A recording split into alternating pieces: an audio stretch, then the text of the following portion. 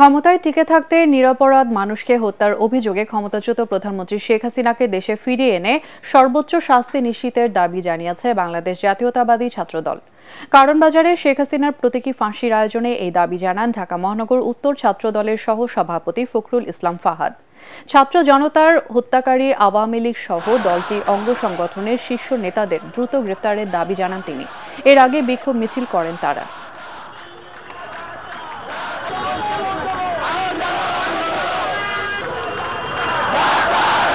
পুলিশের মাত্র ২৬ জন কর্মকর্তাকে অ্যারেস্ট করা হয়েছে। ২,০০০ মানুষকে নিহত এবং ৩০,০০০ মানুষকে আহত কি ২৬ জন করছে না।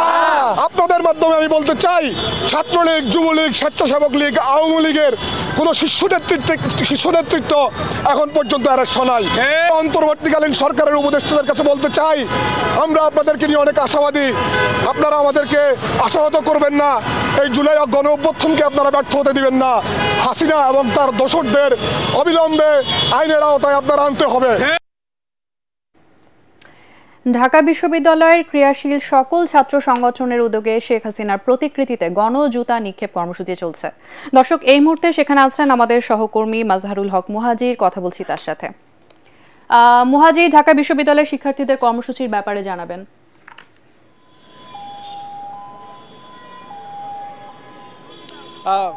তনুজা, আপনি যেমনটা বলছিলেন যে ক্রিয়াশীল সকল ছাত্র সংগঠন, ঢাকা বিশ্ববিদ্যালয়ের এখানে ছাত্র দল, বৈষম্যবিরোধী আন্দোলন সহ সকল ক্রিয়াশীল ছাত্র সংগঠন বলতে এখানে সব স্তরের ছাত্র প্রতিনিধিদের আসলে বলা হয়েছে। এবং আমি এখন যে জায়গাটায় দাঁড়িয়ে আছি রাজু ভাস্কর্যের সামনে, এবং আমি যদি আপনাকে দেখাই যে মেট্রো রেলের যে পিলারে শেখ হাসিনার ছবি ছিল, সেটা গত ৩ আগস্ট ছাত্র জনতার তোপের মুখে পড়ে যেটাকে আসলে কালি দেয়া হয়, জুতা নিক্ষেপ করা হয়, সেই জায়গাটিকে এখন ছাত্র জনতা বলছে ঘৃণাস্তম্ভ।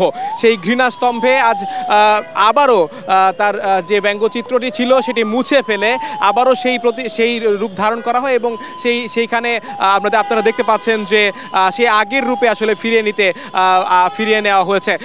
তনুজা, আপনাকে আরেকটা বিষয় জানিয়ে রাখি, মূলত এই আয়োজনটি করা হয়, আসলে এই আয়োজনটি একটা ক্ষোভের বহিঃপ্রকাশই ছিল।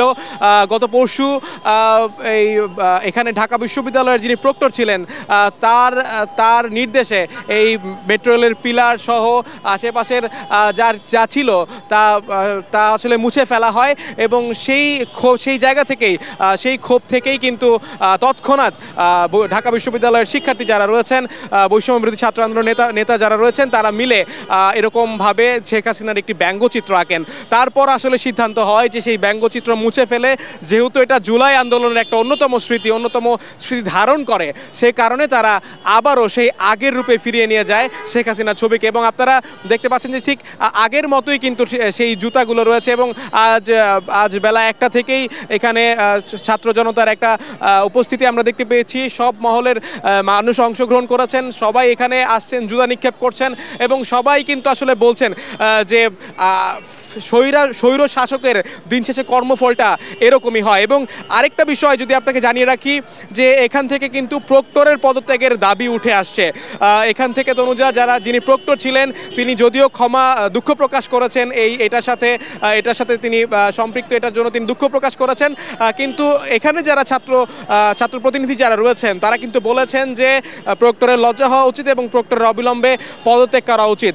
তনুজা, এই ছিল এখন পর্যন্ত ঢাকা বিশ্ববিদ্যালয় থেকে আমার কাছে সবশেষ তথ্য। মুহাজির, আপনাকে ধন্যবাদ।